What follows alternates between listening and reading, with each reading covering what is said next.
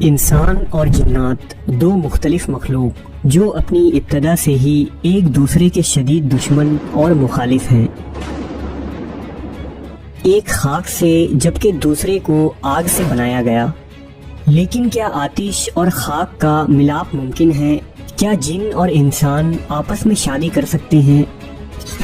عربی داستانیں ہمیں کیا بتاتی ہیں، اور اسلام کی نظر میں جنات اور انسان کے اس شادی کی کیا حیثیت ہے؟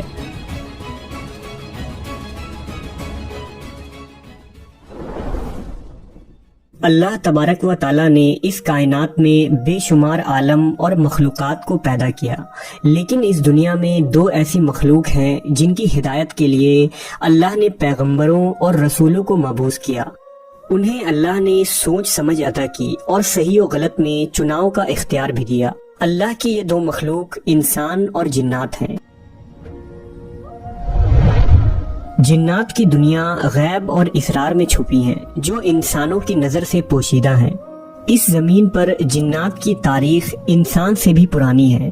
حضرت آدم علیہ السلام کی پیدائش سے کئی ہزاروں سال قبل سے ہی جنات اس زمین پر بڑے بڑے قبیلے اور آبادی کی شکل میں موجود تھے، لیکن جب اللہ نے دنیا میں انسانوں کو آباد کرنے کا فیصلہ کیا تو فرشتوں کے ذریعہ جناتوں کو مختلف جزیروں اور ویران پہاڑیوں میں قید کر دیا۔ قوم جنات میں بھی انسانوں کی طرح مرد اور عورت جن ہوتے ہیں، اور یہ آپس میں شادی کر کے اپنی نسل آگے بڑھاتے ہیں۔ جنات انسانوں کی طرح آپس میں عشق و محبت، زناکاری، فحاشی، ہر نیک اور بد عمل کرنے کی صلاحیت رکھتے ہیں۔ کہتے ہیں کہ جنات کی شادی بھی انسانوں کی طرح ہی ہوتی ہے۔ ان کی شادی میں بھی ڈھول، گانا بجانا اور رقص ہوتا ہے، یہاں تک کہ ان کی شادی میں سب سے بہترین کھانے پینے کا انتظام کیا جاتا ہے۔ ان کی شادیوں میں دوسرے قبیلے یا گاؤں کے جنات سرداروں کو مہمان کے طور پر دعوت دی جاتی ہے۔ قدیم مذہبی اور غیر مذہبی کتابوں اور داستانوں میں جنات اور انسان کے آپس میں محبت اور شادی کے سینکڑوں واقعات ملتے ہیں۔ بعض روایتوں سے یہ بھی معلوم ہوتا ہے کہ زمانہ قدیم میں جنات اور انسان کی شادی ہوا کرتی تھی، چنانچہ ملکہ بلقیس جو حضرت سلیمان علیہ السلام کی بیوی تھی، ان کے ماں اور باپ میں سے ایک جن تھے۔ بہت سارے علماء اور فقیہ نے بھی جنات اور انسان میں شادی کرنے کو ناجائز قرار دیا ہے، چنانچہ اس شادی کو ممنوع اور حرام قرار دینا اس بات کی دلیل ہے کہ ایسا ممکن ہے۔ اگر ممکن نہ ہوتا تو شریعت میں اس کے حلال یا حرام ہونے کا فتویٰ نہ لگایا جاتا۔ اب یہاں سوال یہ اٹھتا ہے کہ جنات آتشی مخلوق ہیں جبکہ انسان خاکی و آبی مخلوق ہیں، تو آگ اور پانی کا ملاپ آخر کیسے ممکن ہے؟ اور اس ملاپ کے نتیجے میں اولاد کا ہونا خلاف عقل و شعور نظر آتا ہے۔ دراصل باوجود اس کے کہ جنات آگ سے پیدا ہوئے ہیں، لیکن بعض لوگوں کا خیال ہے کہ جنات اپنی آتشی جسم کی شکل میں نہیں ہوتے ہیں، جیسا کہ آدم کی اولاد میں سوائے حضرت آدم کے پھر دوبارہ کوئی انسان مٹی سے پیدا نہیں کیا گیا۔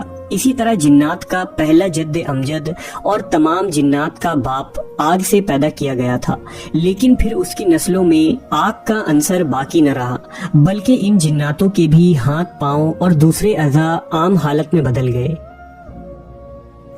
جیسا کہ ایک روایت میں رسول اللہ صلی اللہ علیہ وسلم نے بتایا کہ آپ کو نماز میں شیطان نظر آیا تو آپ نے اس کا گلا گھونٹا، آپ نے اس کے گردن کو کس کر پکڑ لیا، جس کی وجہ سے اس کے منہ سے لعاب دہن گر پڑا۔ حضور نے اپنے ہاتھ میں اس کے زبان سے گرنے والے لعاب کو محسوس کیا جو بہت ہی ٹھنڈا تھا۔ شیطان کا لعاب ہونا اس بات کی دلیل ہے کہ وہ آگ سے دوسری حالت میں تبدیل ہو چکا ہے، ورنہ اس میں ٹھنڈک موجود نہ ہوتی۔ تو کیا جناتوں میں بھی انسانوں جیسی خصوصیات ہوتی ہے، اور کیا وہ انسانوں سے تعلق بنا سکتے ہیں؟ یہ ایک سوال بہت سارے سوالات کو جنم دیتی ہے، اور ہر سوال کا جواب حیران کن اور سوچ میں ڈال دینے والی ہے۔